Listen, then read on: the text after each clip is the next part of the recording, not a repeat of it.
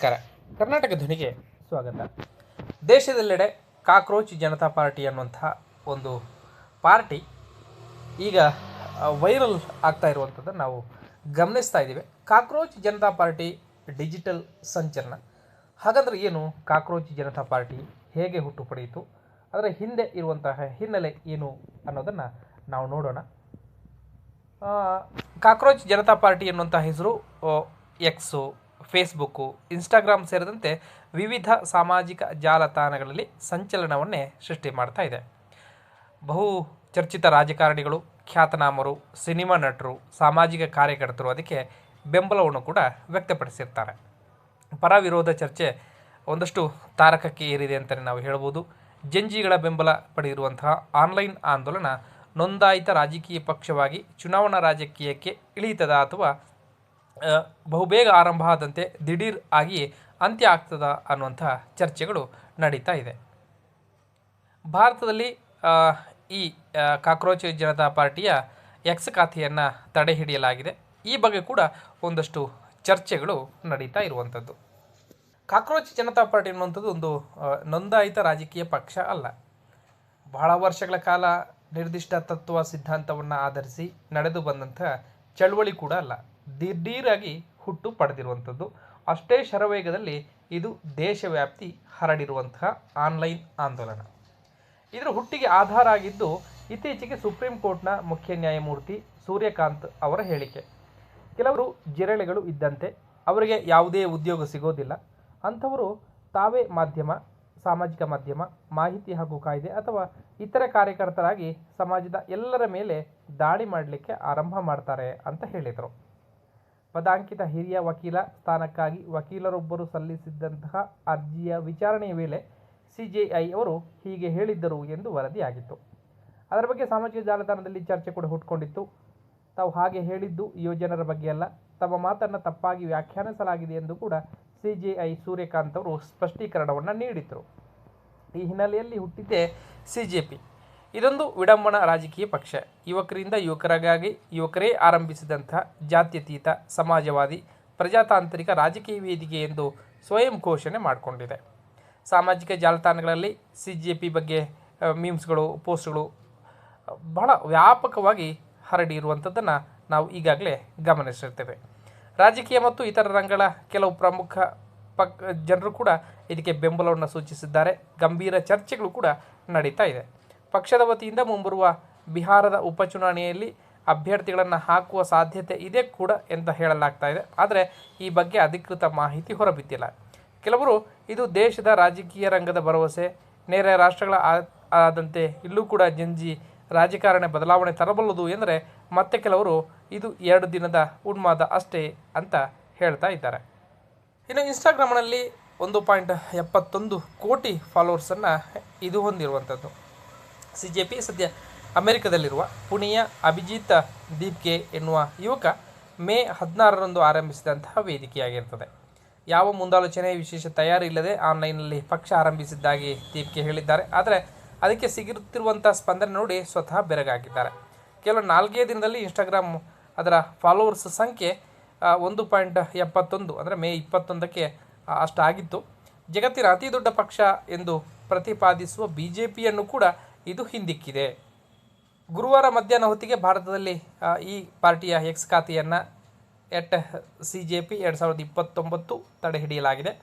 ಕಾನೂನು ಪ್ರಕಾರವಾಗಿ ಲಿಖಿತ ಕೋರಿಕೆಯ ಮೇರೆಗೆ ಖಾತೆ ತಡೆ ಹಿಡಿಯಲಾಗಿದೆ ಎಂದು ಎಕ್ಸ್ ಹೇಳಿರುವಂಥದ್ದು. ತಡೆ ಹಿಡಿಯುವುದಕ್ಕೂ ಮುನ್ನ ಅದರ ಫಾಲೋವರ್ಸ್ ಸಂಖ್ಯೆ 2 ಲಕ್ಷ ದಾಟಿತ್ತು. ಈಗ ಮತ್ತೊಂದು ಎಕ್ಸ್ ಖಾತೆಯನ್ನು ತೆರೆಯಲಾಗಿದೆ. ಹಾಗಿದ್ರೆ ಇದನ್ನು ಆರಂಭ ಮಾಡಿದಂತಹ ಅಭಿಜಿತ್ ದೀಪ್ಕೆ ಯಾರು ಅನ್ನೋದನ್ನು ನಾವು ನೋಡ್ತಾ ಹೋಗೋಣ. ಕಾಕ್ರೋಚ್ ಜನತಾ ಪಾರ್ಟಿ ಆಂದೋಲನದ ಸಂಸ್ಥಾಪಕ ದೀಪಕ್ ಅವರು 30 ವರ್ಷದ ಯುವಕ. ಸದ್ಯ ಅಮೆರಿಕದಲ್ಲಿ ನೆಲೆಸಿದ್ದಾರೆ. ಅಲ್ಲಿನ ಬಾಸ್ಟನ್ ವಿಶ್ವವಿದ್ಯಾಲಯದಲ್ಲಿ ಸಾರ್ವಜನಿಕ ಸಂಪರ್ಕ ವಿಷಯಕ್ಕೆ ಉನ್ನತ ಶಿಕ್ಷಣವನ್ನು ಪಡೀತಾ ಇದ್ದಾರೆ. ಅಭಿಜಿತ್ ಅವರು ಮೂಲತಃ ಮಹಾರಾಷ್ಟ್ರದ ಪುಣೆಯವರು. ಪತ್ರಿಕೋದ್ಯಮದಲ್ಲಿ ಪದವಿಯನ್ನು ಪಡ್ಕೊಂಡಿದ್ದರು. ರಾಜಕೀಯ ಸಂವಹನ ಕ್ಷೇತ್ರದಲ್ಲಿ ಪರಿಣಿತಿಯನ್ನು ಸಾಧಿಸಿದ್ದಾರೆ. ಅಮೆರಿಕಕ್ಕೆ ವ್ಯಾಸಂಗಕ್ಕೆ ತೆರಳುವ ಮೊದಲು AAPಯ ಸಾಮಾಜಿಕ ಮಾಧ್ಯಮ ನಿರ್ವಹಣಾ ತಂಡದಲ್ಲಿ ಸ್ವಯಂ ಸೇವಕರಾಗಿ ಅವರು ಕೆಲಸ ಮಾಡಿದರು. 2020ರಲ್ಲಿ AAP ದೆಹಲಿ ಚುನಾವಣೆಯಲ್ಲಿ ಗೆದ್ದಿತ್ತು. ಮೀಮ್ ಆಧಾರಿತ ಡಿಜಿಟಲ್ ಪ್ರಚಾರ ತಂಡದಲ್ಲಿ ಅಭಿಜಿತ್ ಕೆಲಸವನ್ನು ಕೂಡ ಮಾಡಿದರು. ಅವರ CJP ಸಾಮಾಜಿಕ ಜಾಲತಾಣಗಳಲ್ಲಿ ಸದ್ದು ಮಾಡ್ತಾ ಇದ್ದಂತೆ ಅವರ ಪರ ಹಾಗೂ ವಿರೋಧ ಹಲವು ಪೋಸ್ಟ್ಗಳನ್ನು ಹಾಕ್ತಾ ಇದ್ದಾರೆ. ಅಭಿಜಿತ್ ಅವರು AAPS ಸದಸ್ಯರಾಗಿದ್ದು ಆ ಪಕ್ಷದ ಜನಪ್ರಿಯತೆ ಕುಸಿಯುತ್ತಿರುವ ಹೊತ್ತಲ್ಲಿ ಅದರ ಮುಖಂಡರು CJP ಮೂಲಕ ಮತ್ತೊಂದು ರಾಜಕೀಯ ಪಕ್ಷಗಳು ಕಟ್ಟಲಿಕ್ಕೆ ತಯಾರಿ ನಡೆಸ್ತಾ ಇದ್ದಾರೆ ಎಂದು CJPಯನ್ನು ವಿರೋಧಿಸುವವರು ಹೇಳ್ತಾ ಇದ್ದಾರೆ. ಅಭಿಜಿತ್ ಅವರು ಮನೀಶ್ ಸಿಸೋಡಿಯಾ ಅವರೊಂದಿಗೆ ಇದ್ದ ಫೋಟೋವನ್ನು 2024 ಆಗಸ್ಟ್ 24ರಂದು ಎಕ್ಸ್ನಲ್ಲಿ ಪೋಸ್ಟ್ ಮಾಡಿದರು. ಈಗ ಅವರನ್ನು ವಿರೋಧಿಸುತ್ತಿರುವವರನ್ನು ಅದು ಹಂಚಿಕೊಳ್ತಾ ಇದ್ದಾರೆ. ಆ ಪೋಸ್ಟ್ನಲ್ಲಿ ಸಿಸೋಡಿಯಾ ಅವರಿಗೆ ಧನ್ಯವಾದ ಹೇಳಿದಂತಹ ಅಭಿಜಿತ್, ನಿಮ್ಮ ಮಾರ್ಗದರ್ಶನ ಅಡಿಯಲ್ಲಿ ಬಸ್ ಸ್ಟ್ಯಾಂಡ್ಗೆ ತೆರಳುತ್ತಾ ಇದ್ದೇನೆ. ಯಾವತ್ತಿಗೂ ಯಾವುದೇ ದೂರು AAPಗೆ ಇರುವ ನನ್ನ ಬದ್ಧತೆಯನ್ನು ದುರ್ಬಲಗೊಳಿಸದು ಎಂದು ಹೇಳಿದ್ದಾರೆ. ಇನ್ನು ಕಾಕ್ರೋಚ್ ಜನತಾ ಪಾರ್ಟಿಗೆ ಸೆಲೆಬ್ರಿಟಿಗಳು, ರಾಜಕಾರಣಿಗಳ ಬೆಂಬಲ ಕೂಡ ಸಿಗ್ತಾ ಇದೆ. ಹಲವು ಸೆಲೆಬ್ರಿಟಿಗಳು, ರಾಜಕೀಯ ಮುಖಂಡರು, ಸಾಮಾಜಿಕ ಜಾಲತಾಣಗಳ ಇನ್ಫ್ಲೂಯೆನ್ಸರ್ಗಳು CJPಯನ್ನು ಬೆಂಬಲ ನೀಡಿದ್ದಾರೆ. ನಟ ಪ್ರಕಾಶ್ ರಾಜು, ನಿರ್ದೇಶಕ ಅನುರಾಗ್ ಕಶ್ಯಪ್, ಹಾಸ್ಯ ಕಲಾವಿದ ಕುನಾಲ್ ಕಾಮ್ರಾ, ನಟಿ ಉರ್ಫಿ ಜಾವೇದ್ ಸೇರಿದಂತೆ ಸಿನಿಮಾ ಕ್ಷೇತ್ರದಲ್ಲಿ ತೊಡಗಿಕೊಂಡಿರುವ ಹಲವರು ಕೂಡ ಇದನ್ನು ಬೆಂಬಲ ಸೂಚಿಸಿದ್ದಾರೆ. TMC ಮುಖಂಡ ಮೊಹಮ್ಮದ್ ಮೊಯಿತ್ರಾ, ಕೀರ್ತಿ ಆಜಾದ್, ಹಿರಿಯ ವಕೀಲರಾಗಿರುವಂಥ ಪ್ರಶಾಂತ್ ಭೂಷಣ್, ಯೂಟ್ಯೂಬರ್ ಧ್ರುವ ರಾಠಿ ಸೇರಿದಂತೆ ಹಲವರು ಈ ಆಂದೋಲನಕ್ಕೆ ಬೆಂಬಲವನ್ನು ಘೋಷಣೆ ಮಾಡಿದ್ದಾರೆ. ಕರ್ನಾಟಕದ ಕೂಡ ಸಾಮಾಜಿಕ ಕಾರ್ಯಕರ್ತರು ಈ ಬಗ್ಗೆ ಹೆಚ್ಚಿನ ಒಲವನ್ನು ಹೊಂದಿದ್ದಾರೆ ಅಂತ ಹೇಳಿ ನಾವು ಹೇಳಬಹುದು. ಹಾಗಿದ್ರೆ ಈ ವೆಬ್ಸೈಟ್ನಲ್ಲಿ ಏನಿದೆ, ಅದರ ಪ್ರಣಾಳಿಕೆ ಏನಿದೆ ಅನ್ನೋಂಥದ್ದನ್ನು ಈಗ ನಾವು ನೋಡೋಣ. ಆಂದೋಲನ ಭಾಗವಾಗಿ ವೆಬ್ಸೈಟ್ ಒಂದನ್ನು ನಿರ್ವಹಿಸಲಾಗ್ತಾ ಇದೆ. ಪಾರ್ಟಿಯಲ್ಲಿ ಹೆಸರು ನೋಂದಾಯಿಸಲು ವೆಬ್ಸೈಟ್ನಲ್ಲಿ ಅರ್ಜಿ ನಮೂನೆ ಕೂಡ ಇದೆ. ಇಲ್ಲಿವರೆಗೆ 3.5 ಲಕ್ಷದಷ್ಟು ಮಂದಿ ಸೇರ್ಪಡೆಗೊಂಡಿದ್ದಾರೆ ಎಂದು ಹೇಳಲಾಗ್ತಾ ಇದೆ.